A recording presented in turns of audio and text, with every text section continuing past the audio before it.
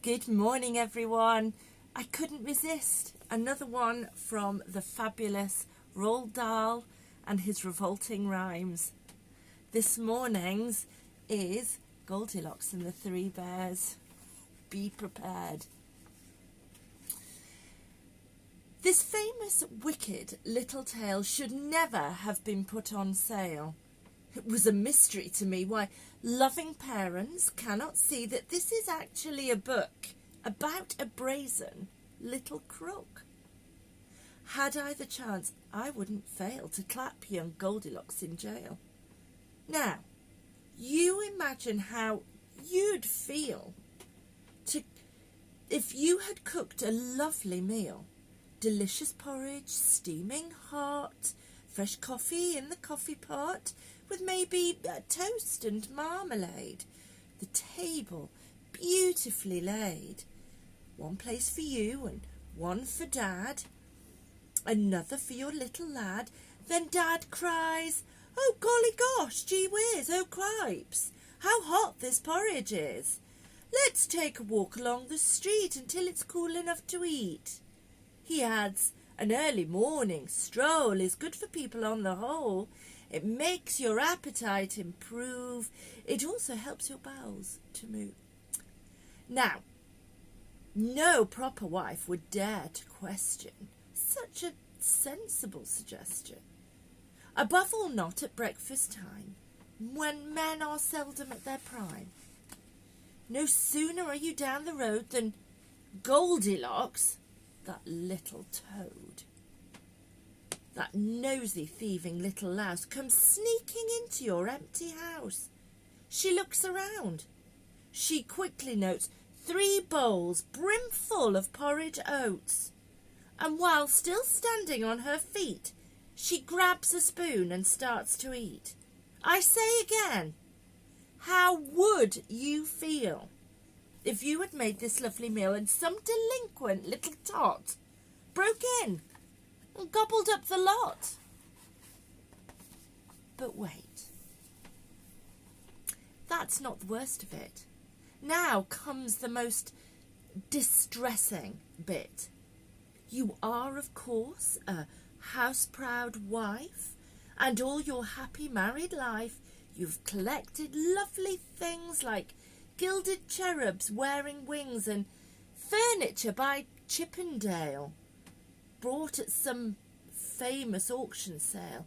But your most special, valued treasure, the piece that gives you endless pleasure, is one small children's dining chair. Elizabethan, very rare. It is in fact your joy and pride, passed down to you on Grandma's side. But Goldilocks, like many twerps, does not appreciate antiques. She doesn't care, she doesn't mind, and now she plonks her fat behind upon this dainty, precious chair, and crunch, it busts beyond repair. A nice girl would at once exclaim, "Oh dear, oh heavens, what a shame!" Not Goldie. She begins to swear. She bellows, "What a lousy chair!" and uses one disgusting word that luckily you've never heard. I dare not write it, even hint it. Nobody would ever print it. You'd think by now this little skunk would have the sense to do a bunk. But no. I very much regret she hasn't nearly finished yet. Deciding she would like a rest, she says, "Let's see which bed is best." Upstairs she goes and tries all 3. Here comes the next catastrophe. Most educated people choose to rid themselves of socks and shoes before they clamber into bed. But Goldie didn't give a shred. Her filthy shoes were thick with grime and mud and mush and slush and slime. Worse still, upon the heel of one was something that a dog had done. I say once more, what would you think if all this horrid dirt and stink was smeared upon your eiderdown by this revolting little clown? The famous story has no clues to show the girl removed her shoes. Oh, what a tale of crime on crime! Let's check it for a second time. Crime 1. The prosecution's case. She breaks and enters someone's place. Crime 2. The prosecutor notes. She steals a bowl of porridge oats. Crime 3. She breaks a precious chair belonging to the baby bear. Crime 4. She smears each spotless sheet with filthy messes from her feet. A judge would say without a blink, 10 years hard labour in the clink. But in the book, as you will see, the little beast gets off scot-free. While tiny children near and far shout, goody good, hooray, hurrah! Poor darling Goldilocks, they say, thank goodness that she got away.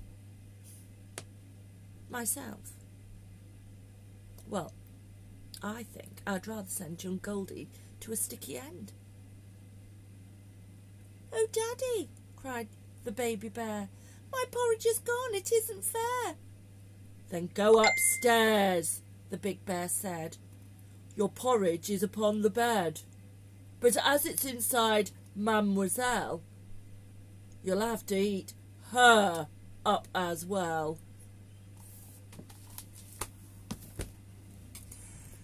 I think I agree that Goldilocks should have been eaten up.